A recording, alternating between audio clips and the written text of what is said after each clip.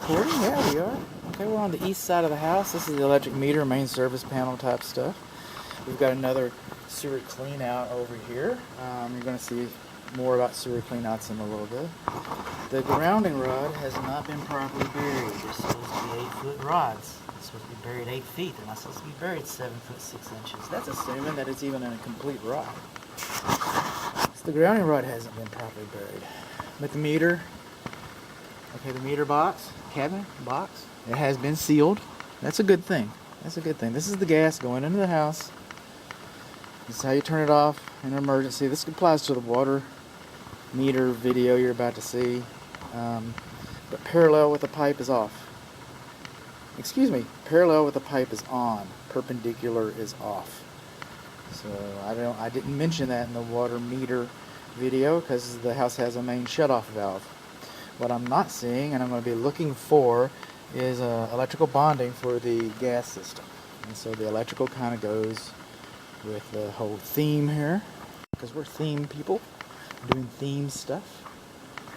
Okay, you're supposed to have supposed to have 2 main grounds. See that? One goes out to the rod we just talked about that wasn't properly buried. And the other one goes to this, yeah, that's assumed. I can't see how far it goes. The other one goes to this UFER. Goes to a UFER down there somewhere. That's the second one. That's the screw I'm going to put back. Coming along here, this is the load center. Inside garage east wall. Load center. Some people call it the breaker box, electric service panel, call it what you will. It's all good. Okay. See these lines and those numbers? It's because the manufacturer expected duplicity. So if this information goes missing, you have a duplicate information over here. We don't have that. We don't have that. What else do we not have? What else do we not have? See this? That's called handwriting. Okay, some people call it block writing. But it's printed. It's supposed to be printed. See that danger right there? That's printing. See that cutler hammer right there? That's printing.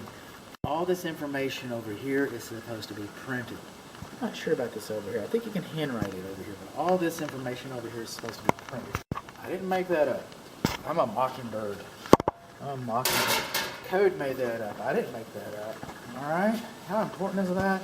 Well, I don't know. I'm talking about it. So, speaking of important, see how all the wires are coming through this hole right here? That's called bundling.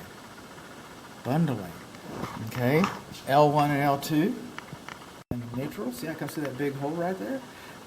When I built this box, I didn't know where these wires were coming from. So you have big holes down here and big holes over there. See all these little holes? Those are for these wires. You're not supposed to bring more than 3 in at a time. You're not. Sorry. Now, is that going to get changed? I don't know. That house has it. That house has it. Even the reference that I've baked into the report, you click on the illustration, even calls it common. I don't like discounting my work, but, you know, fixing it's probably going to be worse than the cure, to be honest. I mean, just, you know, if you want to chase, I would never dissuade my clients from seeking perfection, but that might not be the best hill, you know, to die on. I'm just saying, I'm not leading you. Okay, L1 and L2, and this was installed. This was correct. This was installed today. You'd have little rubber boots on there. Okay, and that's your neutral. I get it. If you don't know that's hot, you don't belong in this cabinet. You know, I mean, that's pretty obvious. But you're supposed to have the rubber boots by today's installation. Now, this is by yesterday's installation, any installation. See these little rings right here? See those rings? Okay. That's what's known as a guide. And the wires aren't supposed to be closer to the cabinet than those rings. Well, that's pretty much impossible. The impossible ring. Oh, there's some guides up there. But look at here. See that? The wires are not supposed to be touching the cabinet. The dead front cover. They're not supposed to be touching that. So heads up on that. These yellow guys right here. Oh, I'm not going to push these. This is occupied at home. Okay, those are arc fault. They're kind of like ground fault. This is a ground fault over here. Okay, it trips when the load becomes unbalanced.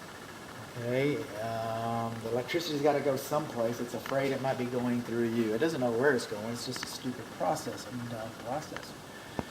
but it trips, and it might save your laptop during a thunderstorm, but really that's about you getting shocked. These arc faults, arc is spark, spark is fire. These are about fire. When this home was built, 13 years ago, remember? Well, when this home was built, these were required in the bedrooms, and you have them in the bedrooms. If this home was built this morning, and again, it's not, it's a safety issue, so it's going to make the report. If this home was built this morning, they would be just about everywhere. Not everywhere, but most places. So I'm just calling to your attention as you do not have that device. Here's a. We're not supposed to have combustible debris in the cabinet. All that wood shavings, that's combustible. That's not supposed to be there. They should have cleaned that out. The bonding location. This electrical system is supposed to be bonded. The bonding location is supposed to be written in here somewhere. It doesn't look like a bonding location. I was looking around. I mean, sometimes they're on the outside, but I just so the bonding location hasn't been located yet. What else? Bonding, dust. Oh, and this cabinet was screwed in. Screws are faster. Screws are tight. I get that. Zip, zip. Let's go to the beer store, Philip. Oh, Doug, you're so fast. You're the best in the office. That's what the boss says. No. I mean, they should have been nailed in. Screws are faster and tighter. Nails have much more shear strength. Okay, so if this structure was to experience a tornado, for example, they happen around here. If it was, then you've already got a bad day. The house is already blown up. But this cabinet would stand a better chance of staying safely in place if it were nailed as opposed to it having been screwed in. So what do we learn? We learned that we've got screws in the cabinet, we got sawdust in the cabinet. We learned that we don't have the protective booties. We learned that our wires are touching the cover. And we learned that we've got some bundling. And we learned that the grounding rod wasn't completely buried. Those are the things. Those are the things that we learned about the electric service today. We learned about GFCI. By the way, GFCI. There's GFCI here. This receptacle outlet up here that's so high, they put it up high like that and it was just trip. They put it up high like that so you can't touch it and get electrocuted. That no longer meets the intent of the code. Now, every one of these receptacle outlets, including the ones on the ceilings, whether they were required when the home was built or not, but they are a safety issue, and the Texas Real Estate Commission feels that I should be compelled to educate you about that. So that's known as a deficiency.